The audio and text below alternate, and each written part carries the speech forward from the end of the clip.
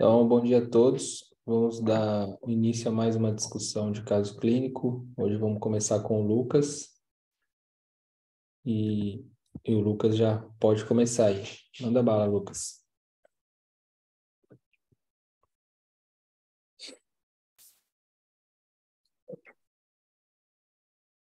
Peraí, só tenho que colocar a tela aqui no meio. Aí. Pode ver? Não. Vou abrir a tela aqui pra gente.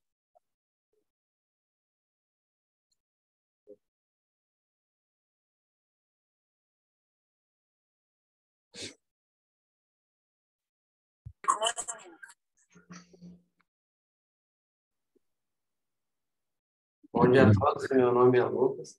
Eu sou o R2 aqui do Hospital Alternativa em Galvão. Hoje vou apresentar um caso orientado pelo Dr. Tomás. Então, Deixa eu só chamar a atenção um pouquinho antes aí, Lucas, para o pessoal R1, R2 e R3. Essa aula é bem importante. Esse caso é bem importante. Talvez para alguém fique um pouco repetitivo, mas para o R1 e para o R2 isso tem que ficar medular, tá? Então, o intuito desse caso é um caso bem educativo, tá? Então, pessoal aí R1, R2, R3, focar mais nele aí e tirar proveito das informações que vai ser relevante aí pro resto da vida. Beleza? Pode ir lá, Lucas. a história clínica se trata de um paciente de sexo masculino de 66 anos. Então, o paciente foi encontrado após trauma e o pessoal estava suspeitando de AVC. Aí eu vou trazer as imagens no axial, na tomografia sem contagem. Alguém quer descrever ou eu mesmo posso descrever? Pode você descrever, Lucas. Tá. Então, a gente encontra uma imagem hiperdensa em topografia dos núcleos da base à esquerda, que nessa imagem dá para ver certinho, com uma imagem hipodensa, que a gente vai chamar do halo, né? Que é a formação do edema.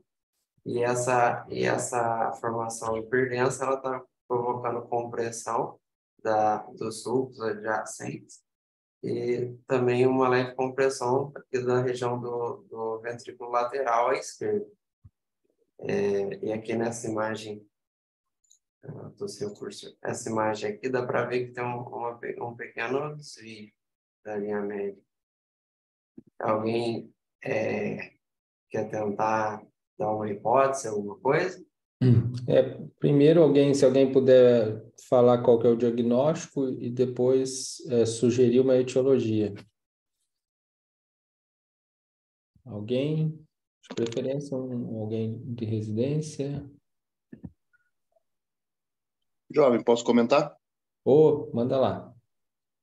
Então, eu vejo uma área espontaneamente densa, né? Para mim é conteúdo Uhum. hemorrágico, então acho que pode ser um sangramento intraparenquimatoso, é um hematoma intraparenquimatoso com ala de edema. Essa topografia aí, eu acho que dá para pensar em etiologia hipertensiva, não dá? Sim, exatamente. Esse é o raciocínio que a gente tem que ter. Primeiro, de saber o diagnóstico e depois de tentar pela topografia e pela idade, tá? A idade é importante. A gente tentar estimar uma etiologia. Mas é isso, esse é o raciocínio. Lucas, pode dar sequência. Então, é basicamente o que o Pedro falou, uma hemorragia intraparenquimatosa em núcleos da base à esquerda com halo de edema, determinando efeito compressivo sobre o parênquima adjacente, com apagamento de sulcos e fissuras, e com colabamento do ventrículo lateral à esquerda e desvio das estruturas da linha média para a direita, por cerca de 5 milímetros. o conteúdo hiperdenso mede cerca de 5,5, 2,6 e 4,4 centímetros. Então, aqui eu vou para a discussão. É a hemorragia intracraniana não neonatal. Corresponde a 15% dos AVCs. A primária, ela é dividida em primária e secundária, são espontâneos causados por rupturas não traumáticas de vasos danificados. Geralmente acontece por o paciente ter hipertensão arterial sistêmica. E a secundária é anormalidades vasculares, tumor ou defeito de coagulação. Aqui eu trouxe essa imagem, eu achei ela bem explicativa. Ela consegue separar bem o hematoma epidural, o hematoma subdural, o subaracnoide e o intracerebral, né? Então, os achados clínicos do paciente são um déficit neurológico focal, pode evoluir com crise epiléptica ou alteração no nível de consciência.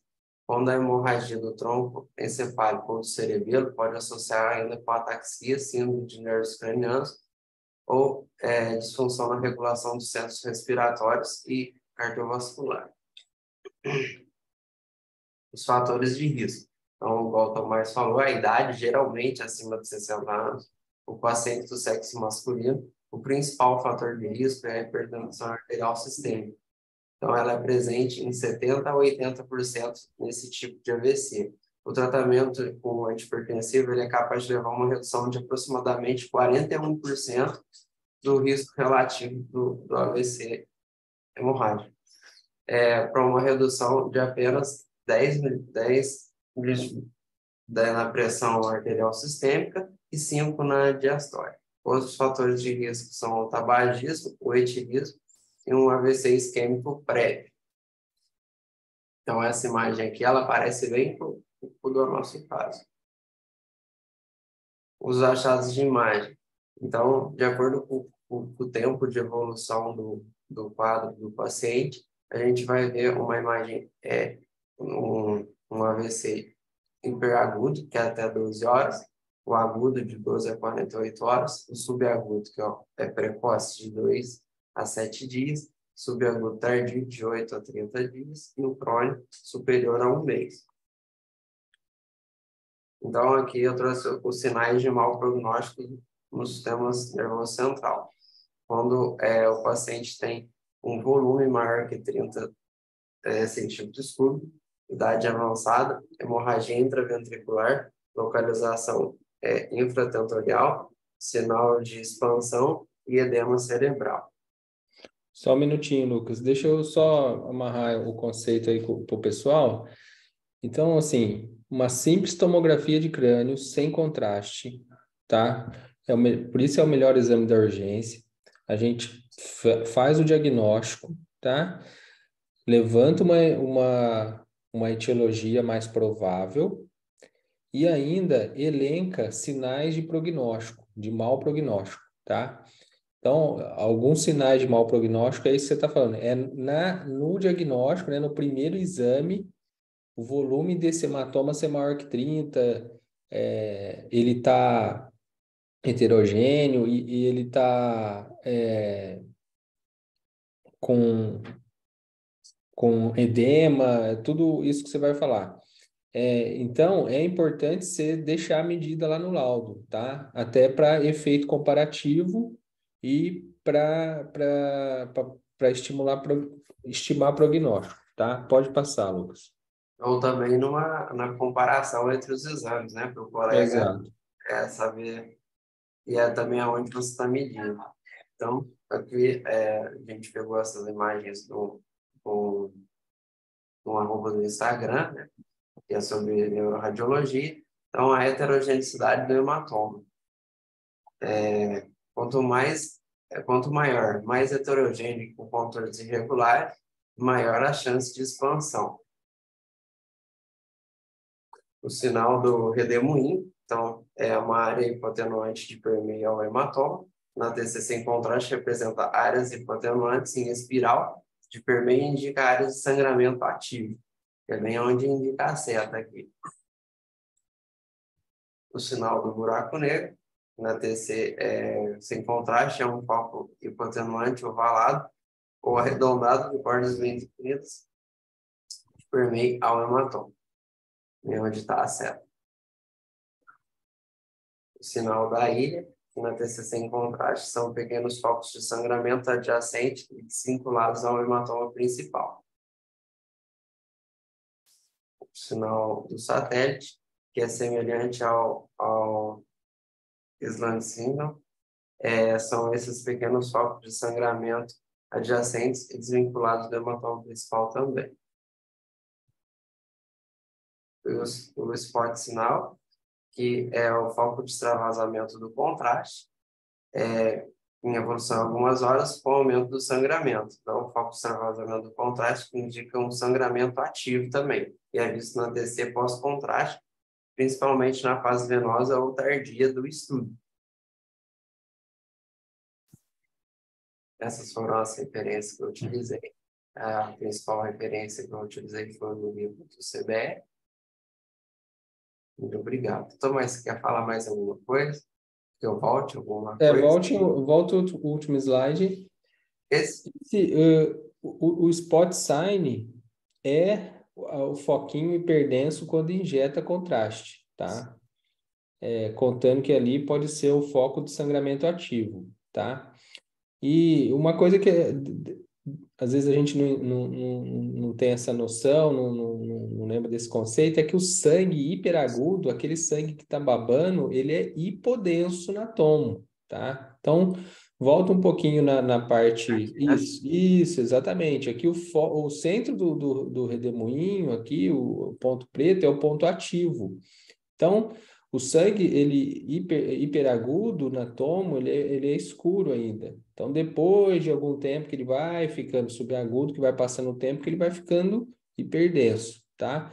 E o spot sign é o contrário. Então, como fez o contraste, esse pontinho mais branco no meio do hematoma é o sangramento ativo, tá? Então, isso ajuda a gente a lembrar que o sangue hiperagudo, ele é hipo, tá? Ele é hipodenso.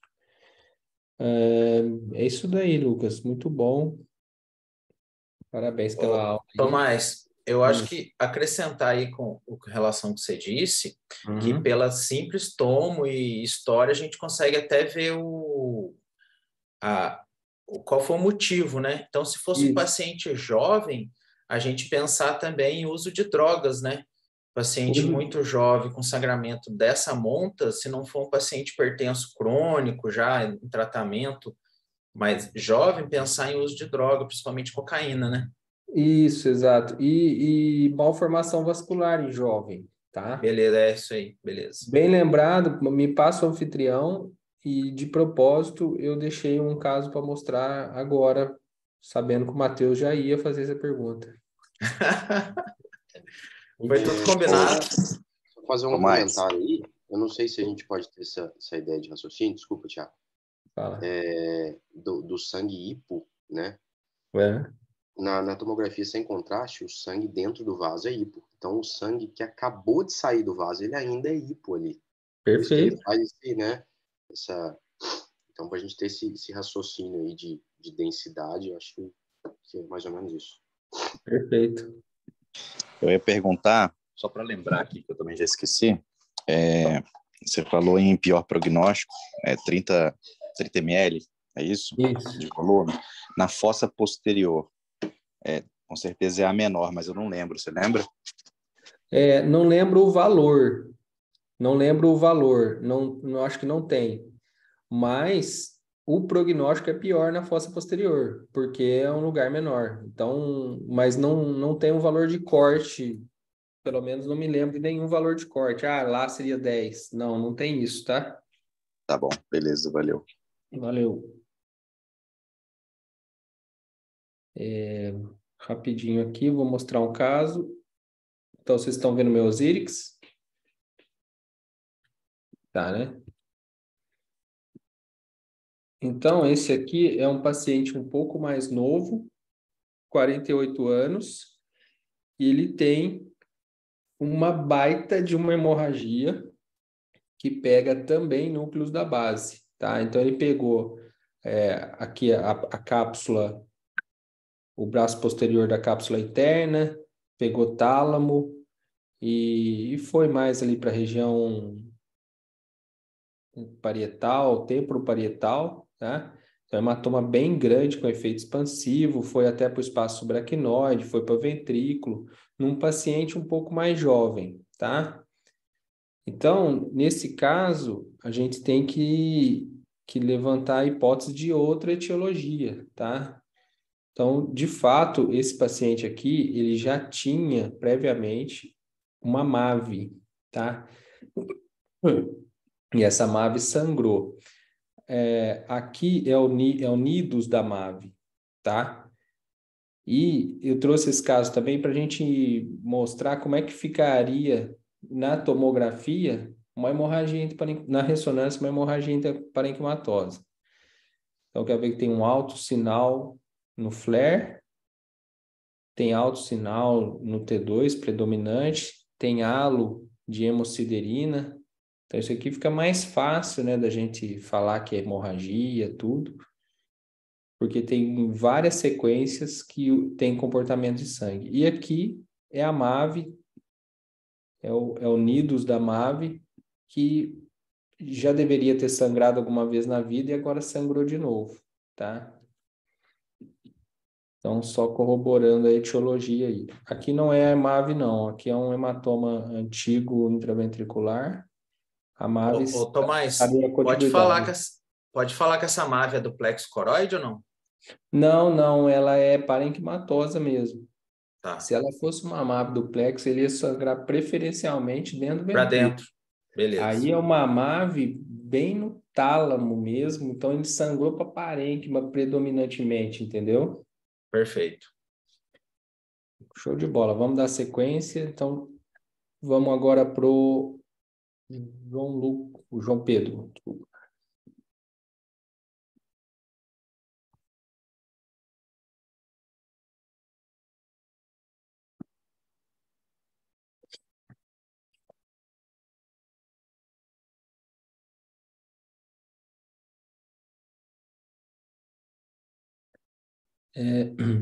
Até o João Pedro colocar aí, eu vou lembrar também que idoso, ele faz hemorragia, o idoso faz hemorragia lobar também, aí não é em núcleos da base, é mais hemisférica, mais periférica, mais alta, sem, teoricamente, causa aparente, né? Sem ter metástase ou sem ter MAVE, e a etiologia é a angiopatia amiloide, é a mais frequente. Então, é idoso, e aí é uma hemorragia lobar, né? Não é uma hemorragia profunda, né? Não é uma hemorragia em núcleos da base.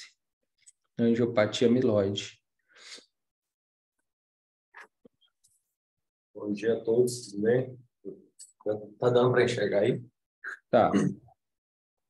Bom, meu nome é João Pedro, eu sou R1 de Radiologia aqui do Hospital Maternidade Frei Galvão, e hoje meu caso vai ser orientado pelo Dr. Pedro.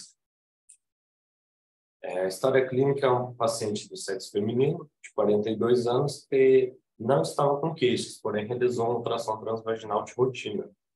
E ela negava qualquer história pregressa. As imagens do ultrassom.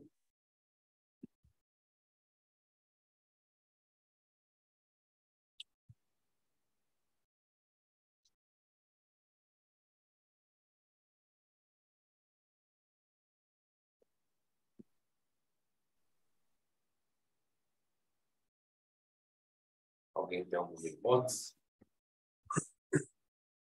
Volta um pouquinho, Lucas. Qual que é a história mesmo? A paciente não tinha queixas, ela só realizou um transvaginal de rotina, 42 Perfeito. anos. Muito bom. Quem quer falar das imagens aí para nós? Olá, pessoal. Vamos.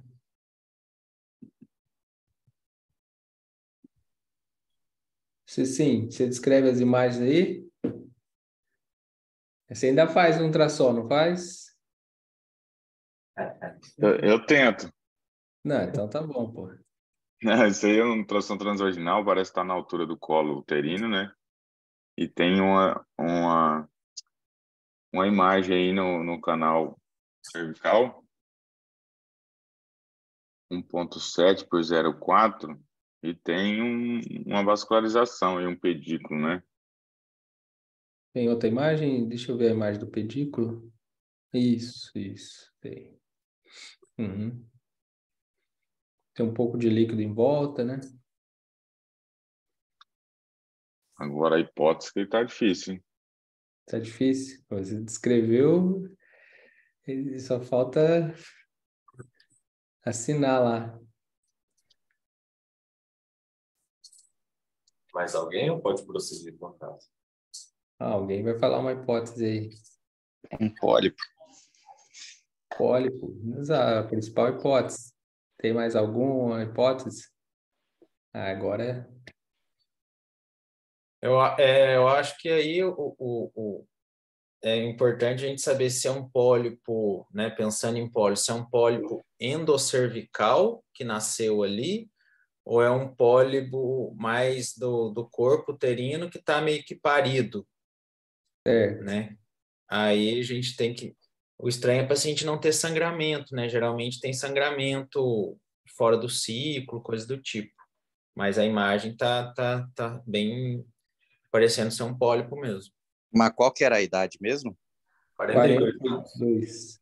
Ah, jovem. Quer falar que se fosse mais velha, às vezes fecha o colo, né? Faz aquela... Estenose, né? Sinéquia. Não é isso? Não, sinéquia é quando fecha o endométrio. O endométrio, dentro do endométrio forma aquelas traves. E ali é quando é no orifício externo, é estenose mesmo do colo. Por atrofia e tal. Show. João, pode dar sequência aí. Então, como foi discutido, é presente uma imagem polipoide hiperecogênica fixa no canal endocervical, medindo de 1,7 por 0,4 centímetros, delimitado por fina lâmina de líquido anecogênico sugestivo de pólipo endocervical. Uma parte importante desse laudo foi essa questão de estar fixa no canal endocervical, que a gente vai discutir posteriormente. Bom, uma rápida lembrança da anatomia do sistema reprodutor feminino: os ovários, as fímbrias com a tuba uterina, o fundo do útero, as 3 camadas que dividem o útero, que de dentro para fora é o endométrio, miométrio e perimétrio, respectivamente, o orifício interno do útero, o colo uterino e o orifício externo do útero, que aqui é a região externa, que é a vagina. Aqui a gente tem um pólipo endometrial, o primeiro aqui, e os sintomas clássicos é irregularidade menstrual e sangramento menstrual excessivo. Já o segundo tipo de pólipo é o endocervical, que fica mais externo, e o sintoma mais comum é o sangramento após a relação sexual. A patologia nada mais é do que uma proliferação anormal do epitélio glandular, gerando uma hipertrofia com formação de pedículo vascular. As causas, geralmente, uma inflamação crônica, uma congestão vascular ou até mesmo um estímulo hormonal contínuo. Existem 2 tipos de pólipo, como vocês estavam falando. O primeiro deles, que é o cervical, que fica aqui no colo uterino, e pode se apresentar de 2 formas, que é o ectocervical e o endocervical. Já o outro é o endometrial, que ele é mais interno. Epidemiologia, ela se apresenta como uma forma de neoplasia benigna, mais comum do colo uterino, e tem uma incidência de 2 a 5% das mulheres na perimenopausa. Os sintomas são, no caso, se for cervical, a maioria, aliás, tanto o cervical quanto o endometrial, eles são assintomáticos na maioria dos casos. E quando apresenta algum tipo de sintomatologia, o cervical vai ser sinusorragia, que é o sangramento durante a relação sexual, e os endometriais, quando apresenta a irregularidade menstrual ou sangramento uterino anormal. O diagnóstico geralmente é feito com ultrassom transvaginal, por ser um método não invasivo. Outros métodos que a ginecologia gosta de utilizar é a esteroscopia, só que é muito invasivo, porém tem a vantagem de ser já um tratamento também. Então, é diagnóstico e tratamento, que é realizado através de uma polipectomia esteroscópica. Só que, na maioria das vezes, o tratamento ele é expectante. Como não causa muita sintomatologia, não tem uma alteração ali para virar uma neoplasia muito grande, então acaba sendo expectante mesmo. Os achados tradicionais do ultrassom são massas céssicas ou pedunculadas bem circunscritas dentro do canal endocervical, é muito importante quando ela é peduculada, porque você consegue descrever melhor aonde está sendo a origem desse pólipo, que pode ser hipoecoecogênica, e, como eu disse, identificar o pedúnculo que se liga à parede cervical ajuda a diferenciá-lo de um pólipo endometrial, porque muitas vezes ele está em topografia do cérvix e, na verdade, ele é endometrial, está apresentando só uma invaginação dele ali, aí acaba confundindo o diagnóstico. Os fatores de risco é a perimenopausa, múltiplas, mulheres de 40 a 65 anos, diabetes e vaginites recorrentes. As complicações mais comuns é a infertilidade, devido a uma barreira mecânica à ascensão dos espermatozoides, e uma alteração no músculo cervical. E malignização é muito rara, porém ocorre, e é 1,5% dos casos que ocorre e pode virar, consequentemente, um câncer de endométrio. O diagnóstico diferencial principal é o pólipo endometrial, tanto é que foi uma discussão no início da aula sobre se é endometrial ou cervical. E essas são as minhas referências. Queria agradecer a oportunidade da aula. João Pedro. Oi. Na literatura que você leu, tem alguma porcentagem de endometrial e endocervical? Nossa, não lembro, Cecília. Porque na prática a gente pega muito mais endometrial, né? Uhum. Só uma curiosidade, só para saber. Só Obrigado. queria fazer um breve comentário aí. Primeiro, a importância do estudo do colo uterino, né? Eu vou falar a minha experiência quando eu era residente. O colo uterino normalmente passava desapercebido, né? Então, assim, a importância de estudar o fórnice vaginal e o colo uterino, com a grande incidência que a gente tem de CA, de colo, né? Então, a gente consegue diagnosticar esses casos e, às vezes, já visualizar a invasão vaginal e tudo mais. Então, é muito importante descrever também no laudo. A maioria dos laudos de ultrassom, às vezes, não vem descrito o colo uterino, né? Então, uma descrição breve de, morfologia habitual, canal endocervical de contornos regulares, beleza, já é suficiente. Mas é importante falar que o colo está normal, né? E começar o estudo, talvez, pelo colo, é uma ideia aí para não se esquecer. Uma outra questão prática no dia a dia, isso é coisa minha, mas eu acho que talvez caiba. Eu nunca coloco pólipo endometrial ou pólipo endocervical, né? Minha conclusão do laudo ou impressão diagnóstica é formação polipóide do canal endocervical, ponto. Porque a gente viu ali que 1,5% pode ser câncer. A gente não consegue dar histopatológico, apesar da característica dele ser totalmente benigna. Eu acho que, como defesa nossa, né, nessa parte jurídica, eu acho interessante você colocar a formação polipóide. Se o cara vai lá, retirou e tem uma tipia, alguma coisa, a gente está respaldado, né? Porque o fato de colocar pólipo, a gente encara, e eu acho que a comunicação com o médico que vai receber o exame é que é um achado benigno. E normalmente a gente viu na aula que é.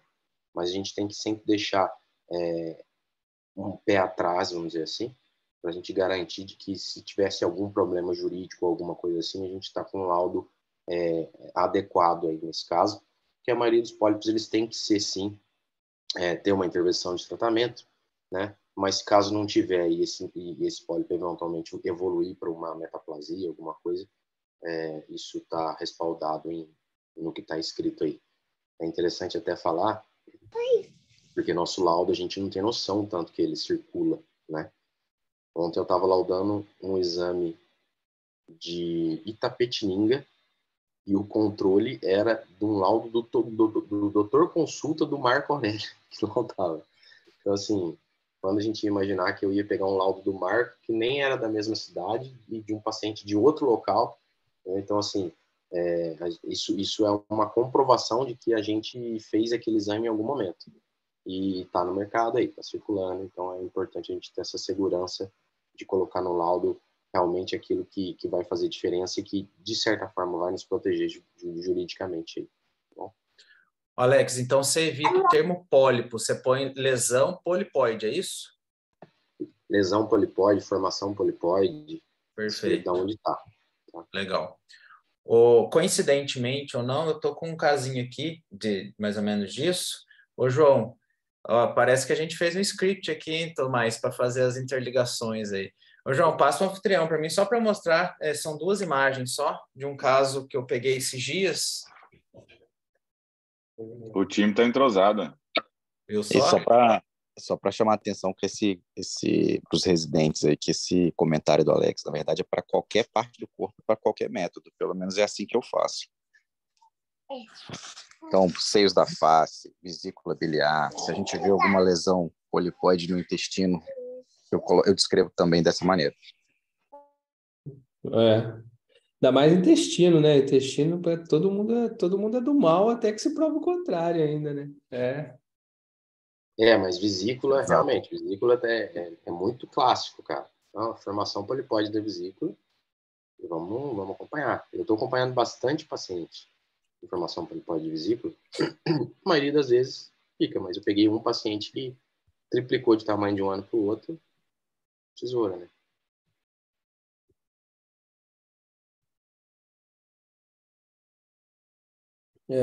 Até polipose nasal, nasosinusal, quando você vai ler no livro ou algum artigo, sempre tem uma referência de que tinha alguma coisa por baixo. Algum caso tinha alguma coisa por baixo. Então, você tem que deixar sugestivo de pólipo, ok, não se descartando outra etiologia junto. A gente tem que colocar essa frase para pólipo nasal também, né? Não aqueles simplesinhos, né? Mas a polipose, tá? Doutor, acho que o anfitrião foi para você e o Mate deve estar aguardando lá. Vai, Mate. Você é o anfitrião aí. Eu tive que sair e voltar porque eu tinha atualizado o meu sistema e aí ele não estava autorizando. Agora deu certo. Vocês estão vendo a tela aí? Sim. Então, aqui a imagem, né, de um pólipo. Eu não consegui saber se ele era endocervical ou miometrial, né? No caso, é uma imagem polipóide e é um pólipo parido, né? Aqui a gente vê os limites do colo uterino, aqui a ectocervice e aqui o pólipo parido. E a queixa da paciente era dor e sangramento durante a relação. Então, a importância do que o Alex falou, né? Se a gente não olha aqui com cuidado esse finalzinho aqui do colo, até mesmo o canal vaginal na hora de... Então, quando for tirar a sonda, você tem que manter o olho na tela, não olhar no teclado, coisa do tipo. Manter o olho na tela e vai tirando devagar para você conseguir ver esse tipo de alteração. E aí... Tá vendo? Tá, né? Sim. E aí aqui o pedículo vascular vindo e o pólipo aqui para fora. O que eu fiz? Tá vendo que nessa imagem eu tenho mais líquido aqui? Eu tirei um pouquinho mais de transdutor para poder delimitar mais essa imagem. E aí a gente vê o pedículo vascular igual o João Pedro mostrou ali. Então é uma lesão polipóide parida. É interessante que dá para você fazer manobra de compressão aí, né? Exato. Você faz uma leve compressão do colo, às vezes esse pólipo que está no trecho médio do canal, ele escorrega para frente, mas você vê que ele é fixo, ele continua ali. Então, são mecanismos foi exatamente isso. De lesão sólida, né? Exatamente. Perfeito. Belas imagens. Só para fazer um comentário aí, que o exame que o João Pedro levou foi eu que fiz, dava para ver certinho que o pedículo vinha da região cervical. Você conseguia ver a contiguidade dele com a região cervical, por isso que eu coloquei no laudo que provavelmente era um pólipo, uma formação polipóide endocervical. Muito bom. Obrigado pelo caso aí, Pedro. Obrigado, João. Ficou muito boa a apresentação também. Vamos dar Ótimas imagens, João. Vamos dar sequência agora. O Alan vai apresentar o caso dele. Matheus, passa o anfitrião para o Alan, por favor.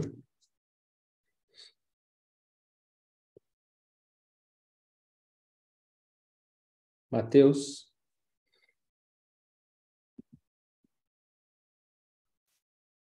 Estou passando aqui.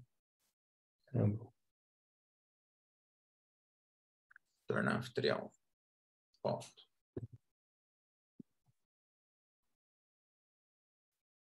Deu certo, Alan?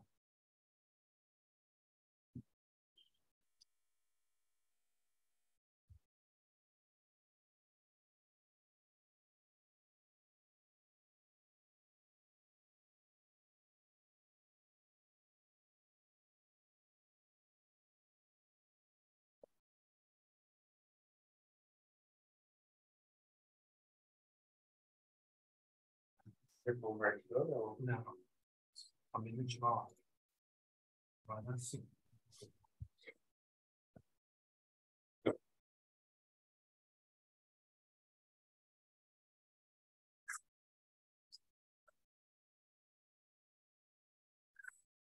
Bom dia a todos. Estão conseguindo ver o meu slide? Sim. Perfeito. Meu nome é Alan, sou residente aqui do Hospital Maternidade Frei Galvão. Vou apresentar um caso orientado pelo Dr. Tomás. O nosso caso é uma paciente de sexo feminino de 30 anos. Tinha uma história de nodulação na face, em topografia inferior à ATM esquerda, há 14 anos. Refere a episódios de dor esporádica local. E foi realizada uma ressonância magnética da face. Aqui, primeiramente, um axial STIR, mostrando essa imagem em topografia do músculo masseter, com hiperfinal.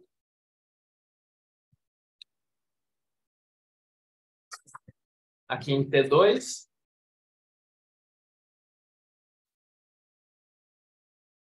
Aqui em T1. Quer comentar alguma coisa?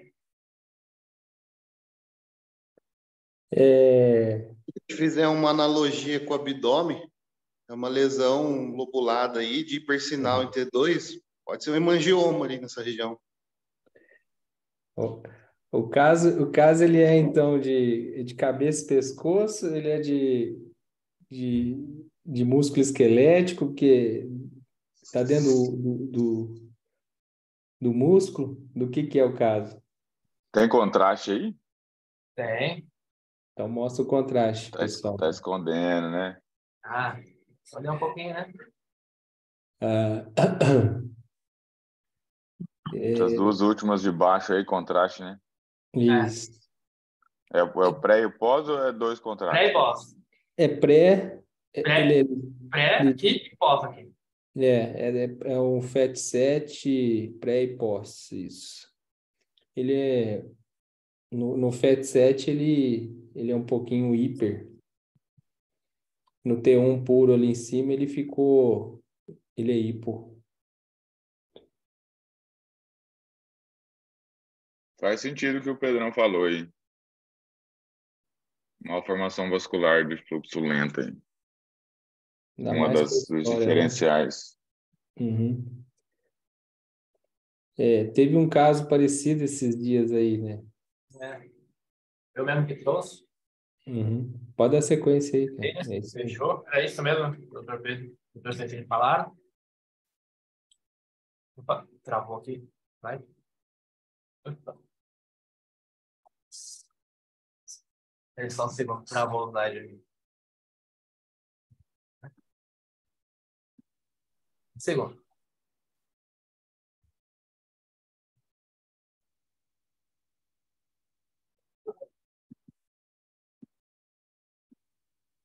Compartilhar aqui.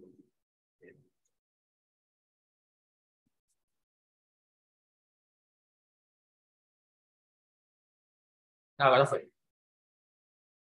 Estão conseguindo ver o slide? Sim. Beleza, perfeito. Então, de descrição ficou como formação expansiva, de sinal heterogêneo, com predomínio de hipossinal em T1, hipersinal em T2 STIR, e com realce heterogêneo pelo contraste, de contornos regulares e limites precisos localizados entre as fibras do músculo masseter esquerdo, e de impressão diagnóstica como formação expansiva no músculo masseter esquerdo, sem sinais de agressividade biológica, sugerindo malformação vascular de fluxo lento, hemangioma. Okay? Vou falar um pouquinho de geralzão, dando a introdução do tumores de partes moles, que são tumores originados no tecido exoesquelético, não epitelial ou mesenquimal, representado por músculo, gordura, vasos, tecido fibroso, tecido neural, são classificados histologicamente de acordo com o tecido ao qual se assemelham, E os tumores de partes moles também são classificados em benignos e malignos.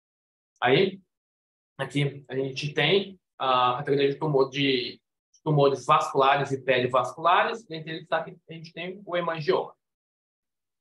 Eu vou falar um pouquinho da malformação venosa de fluxo lento, o hemangioma de partes moles, que são tumores vasculares benignos de tecidos moles. O tumor vascular mais frequente na infância representa até 7% de todos os tumores benignos de partes moles. Os hemangiomas intramusculares são raros e corresponde a cerca de 1% dos hemangiomas. São mais frequentes nas extremidades inferiores que nas superiores. E pode haver uma maior predileção pelo sexo feminino.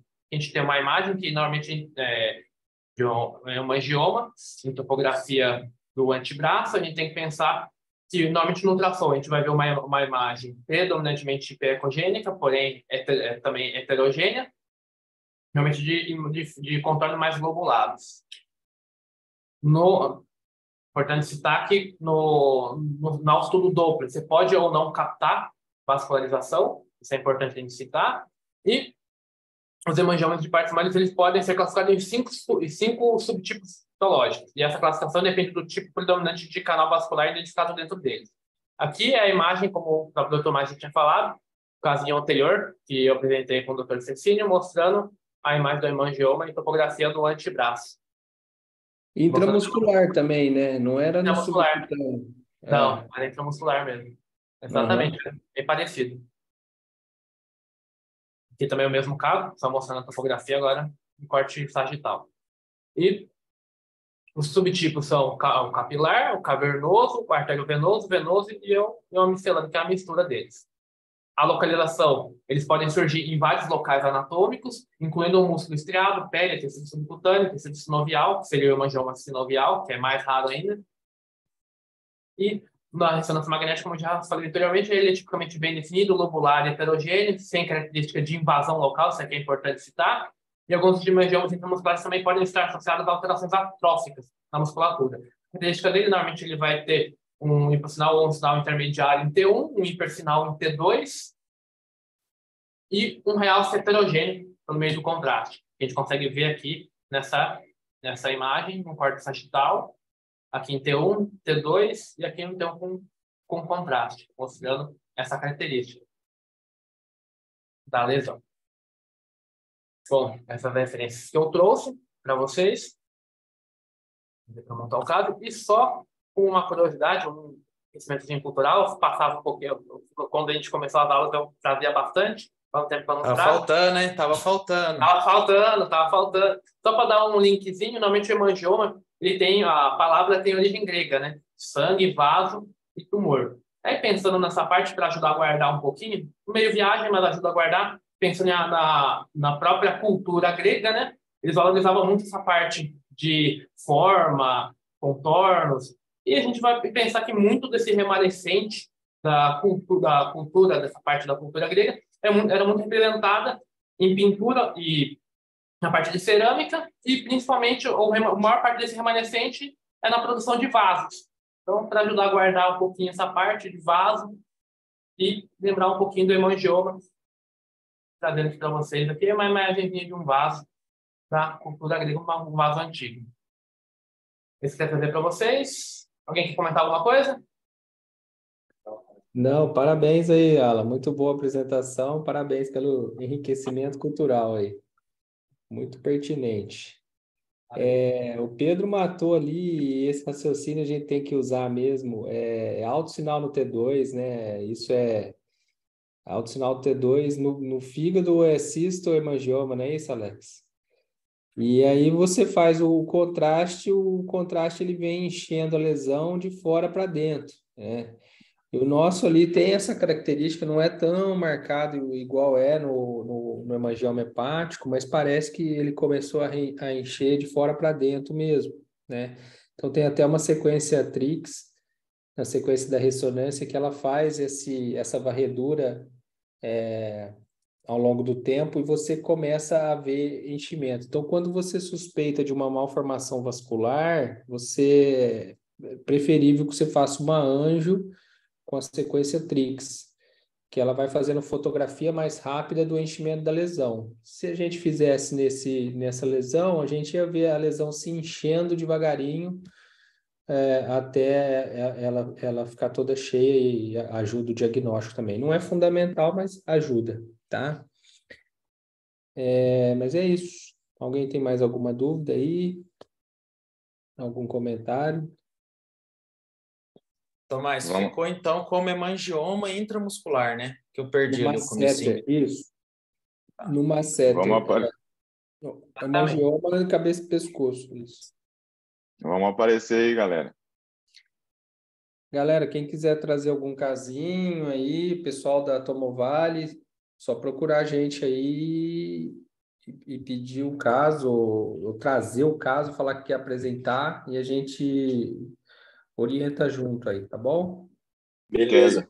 Quer aproveitar esses 8 minutos aí? Ou... Você tem exame para mostrar? Tem um casinho que eu acabei de pegar aqui.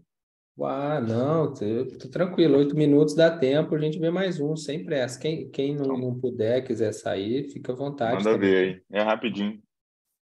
Manda o anfitrião pro Cecínio, Alan. Já tá para você, Cecínio.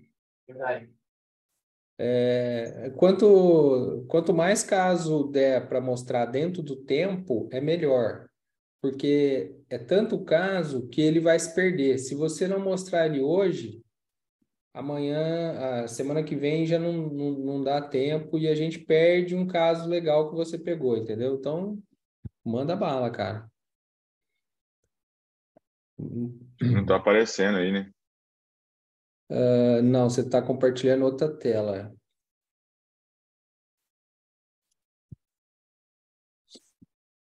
Agora foi. Boa.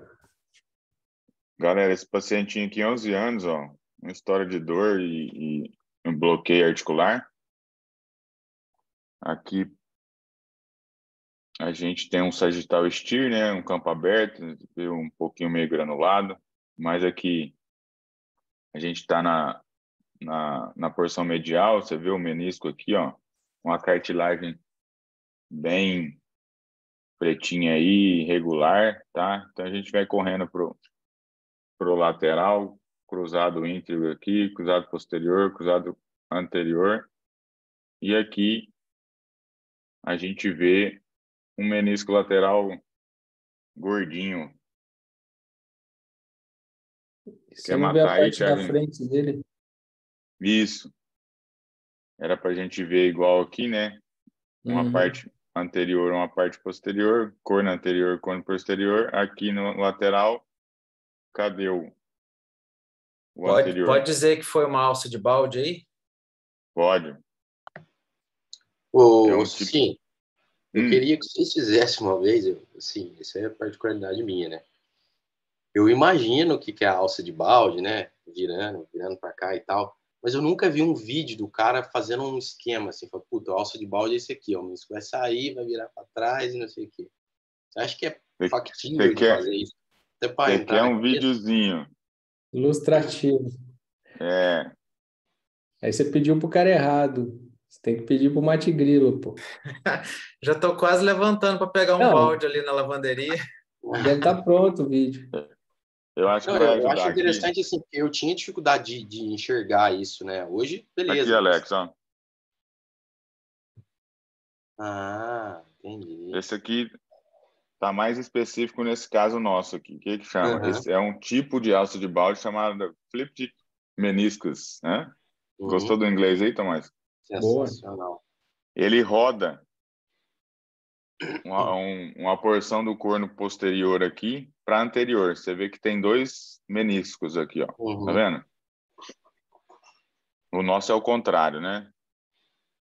Então, ó, a gente tem uma rotura e parte do menisco ele roda. Aqui ele rodou para anterior, né? O nosso é o contrário, ele rodou para posterior. Pode ser só uma parte do menisco, mas tem vezes que ele roda todo, né? A lesão o mecanismo de lesão é um só. Ele acontece isso na lesão. Ele não rompe e depois migra, né? Sim, ele tem a rotura, né?